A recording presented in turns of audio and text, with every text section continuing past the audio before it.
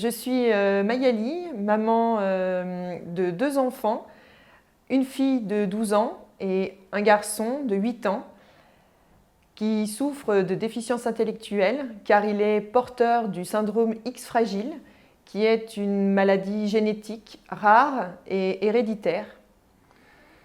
La déficience intellectuelle peut être légère jusqu'à sévère et aujourd'hui, on ne connaît pas le niveau de déficience pour mon fils.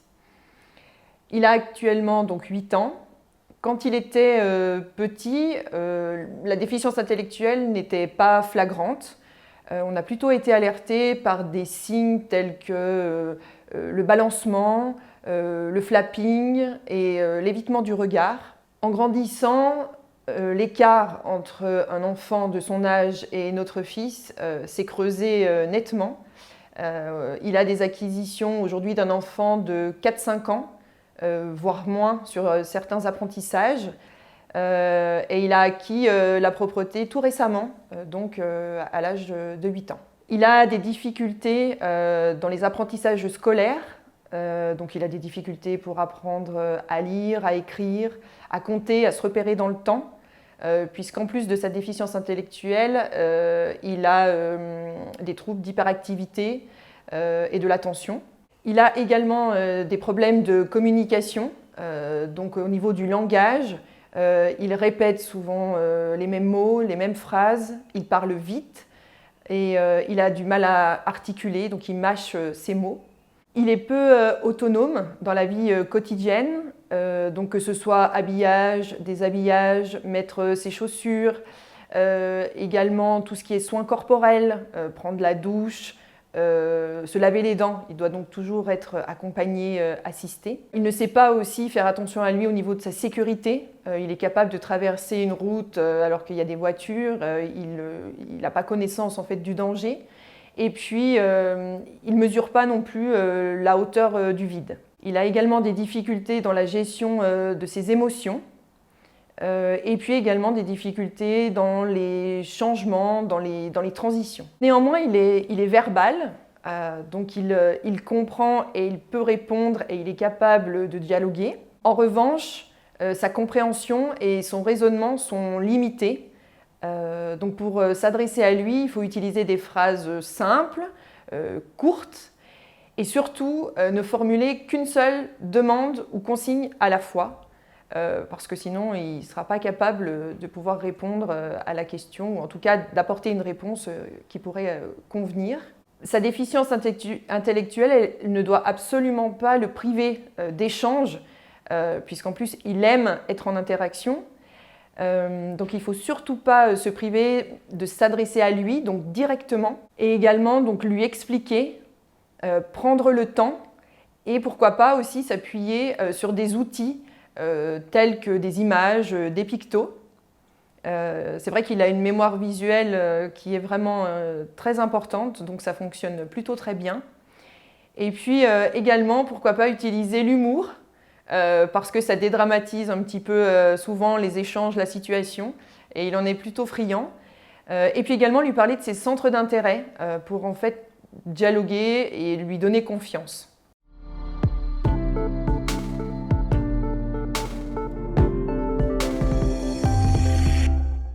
Comment ne pas se rappeler du diagnostic?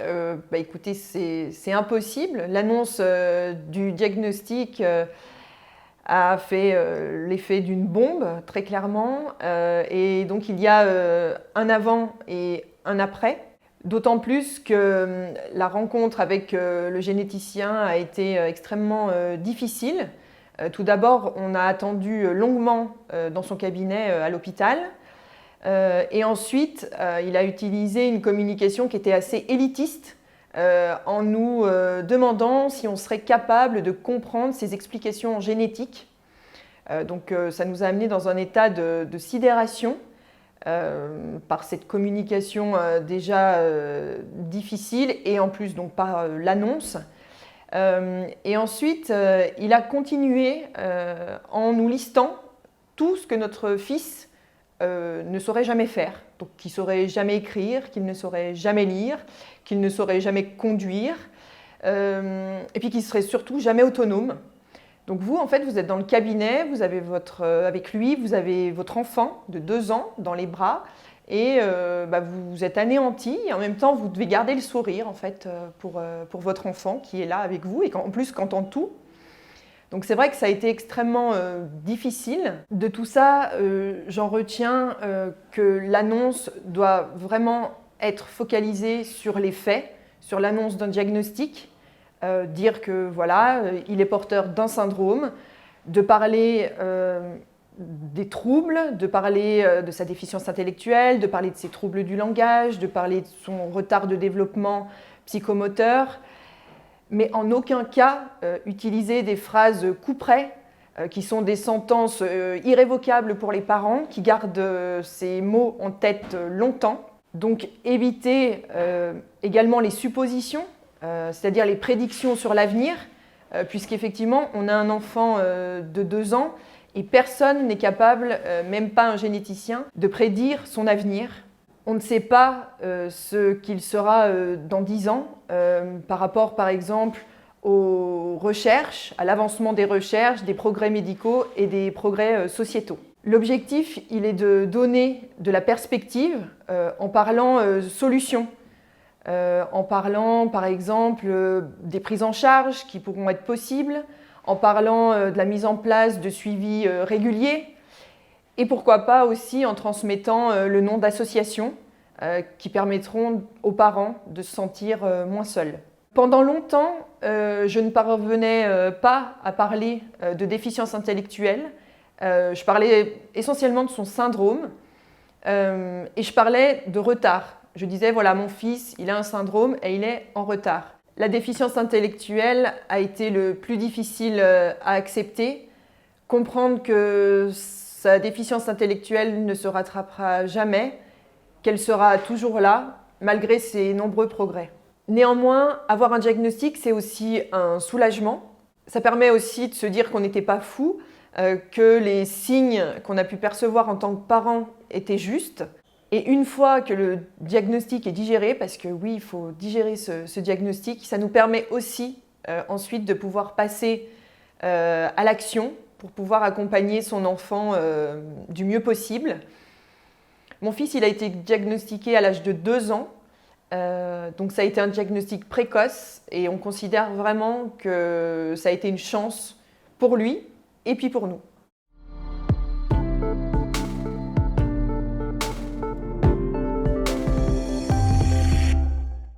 Aujourd'hui, donc notre fils a 8 ans, il est scolarisé, il l'a toujours été, il a été en maternelle ordinaire et puis ensuite il a été maintenu en grande section et lors de sa rentrée au CP, donc il a intégré le dispositif Ulysse, donc accompagné d'une AESH individuelle. Il est également aujourd'hui suivi par le CESAD, qui intervient à l'école. Et il est suivi en orthophonie, en ergothérapie, en psychomotricité. Et il a également une éducatrice spécialisée qui l'accompagne et qui vient également à l'école. Il est scolarisé 3 jours sur 4, compte tenu de sa fatigabilité. Avoir un enfant avec une déficience intellectuelle, ça demande beaucoup au quotidien. C'est assez lourd parce qu'il faut répéter beaucoup, toujours et encore, sans forcément voir dans l'instant des progrès.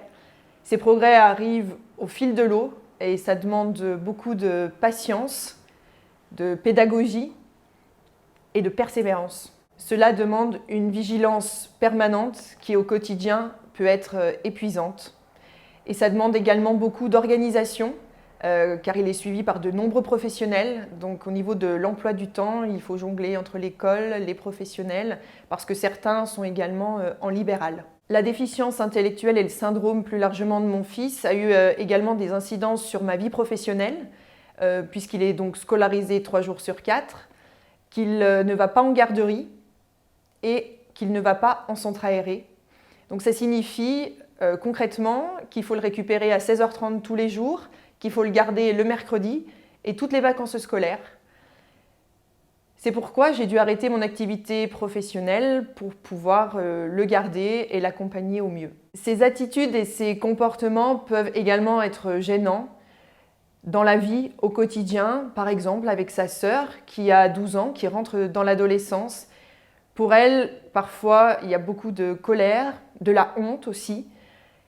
À 12 ans, le regard des autres est important. Mais malgré tout, elle adore son frère, il y a une vraie complicité. Néanmoins, en tant que parent, il y a aussi cette partie à gérer, cette ambivalence des sentiments entre l'affection pour un frère handicapé et la difficulté que ça engendre au quotidien et avec le regard des autres. Pour contrebalancer tout ça, on peut dire aussi qu'un enfant avec déficience intellectuelle, ça rend aussi les choses simples, droit au but, sans fioriture, on parle avec le cœur, et les choses sont simples et avec beaucoup d'humour. Notre fils sort des fois des choses totalement hors contexte, qui font rire toute la famille, et qui apportent donc de la légèreté. On rit avec lui, bien sûr, et on ne rit pas de lui. C'est essentiel, cette petite nuance, puisqu'il aime en plus faire le clown, et ça nous fait donc oublier la lourdeur parfois du quotidien. On développe aussi en tant que parents les fameuses soft skills qui sont très à la mode en ce moment au niveau des entretiens professionnels, puisqu'il nous faut développer de la patience, de la persévérance, de l'organisation, autant de compétences qui se rallongent à notre CV.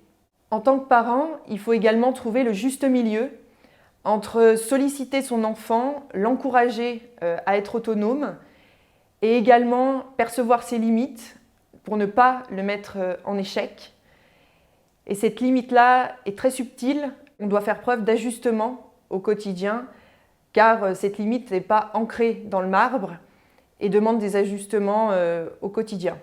Je voudrais conclure ce témoignage en citant une phrase du professeur Desportes qui a préfacé la BD que voici, « Pourquoi tu te moques ?», qui aborde le syndrome X fragile, mais également le handicap en général.